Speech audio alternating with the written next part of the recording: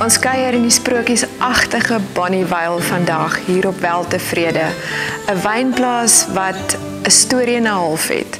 Nie net is ons natuurlik hier om heerlike vonkelwyn te proe en ander wyne nie, maar ons is ook vandag hier om meer te leer van Weltevrede self, die Jonker familie en die nalatenskap waarmee hulle besig is. Saam met dit natuurlik tegnologie, hoe vat dit die wynbedryf vorentoe? Philip, wat 'n voorreg om saam met jou te kuier. Vertel asseblief meer. Ja, baie dankie. Weltevrede is 'n familiebesigheid sedert 1912. So my oupa grootjie het in 1912 wingerd geplant hierso, van die wingerdstokke hierso voor is nog van wat hy self geplant het. En dan my oupa het hier so vroeë 30's begin en dan my pa Laurens Jonker was 'n redelike legende in die wynbedryf, is nog steeds en hy het so in die mid-60's begin en ek het as vierde geslag wynmaker dan nou aangesluit by Weltevrede in die 90's. So Weltevrede spesialiseer in Kap Klassiek, vonkelwyne en in Chardonnay. Dis die twee wyne wat ons verskeidenheid van wyne mee maak. Philip, so die absolute fokus vir julle, die werklike fokus is Chardonnay en Kap Klassiek. Maar hoe maak julle seker julle bly relevant in die wynbedryf? Ja, met so 'n geweldige lang geskiedenis van Weltevrede moet mens seker maak jy haak nie vas iewers in die verlede nie. Dit is vir ons belangrik om relevant te wees om moderne wyne te maak wat style van Chardonnay is wat elegant is en wat mense vandag geniet. So ons stel onsself die uitdaging om op die voorpunt te bly met die styl van Chardonnay wat ons doen en ook die Kap Klassiek. Philip, uiteraard moes julle kyk na vooruitgang vir Weltevrede en saam met dit gaan tegnologie. Hoekom Olivia? Hoekom sonkrag? Ja, so in die wynbedryf het ons tipies 'n parstyd wat baie kragbehoefte het met verkoeling en so aan. Ons het ook 'n boerdery met bespringspompe, daar's huise, daar's administrasie. So dit is 'n komplekse behoefte netwerk eintlik van ons eie wat aangespreek moet word. Dit is ook 'n wynbedryf met baie herinvestering in jou produk, so kontantvloei is belangrik en so dit maak sin vir ons om sonkrag te kry. Toe ons moes besluit met wie ons werk, was dit vir ons belangrik om die vertrouens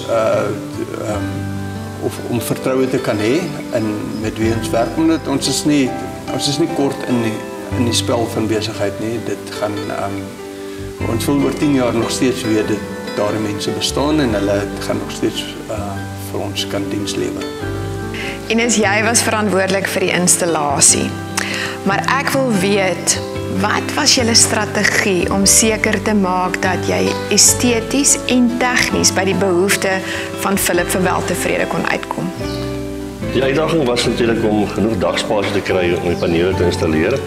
Dis 'n 200 kVA stelsel met 300 panele wat ons groot is en ons het gesien later die dagspasie is te min en ons het later oorgegaan na die parkeerarea vir afdak daar gebou dat dit nog steeds mooi lyk en dat mense kan sien wat hier aankom.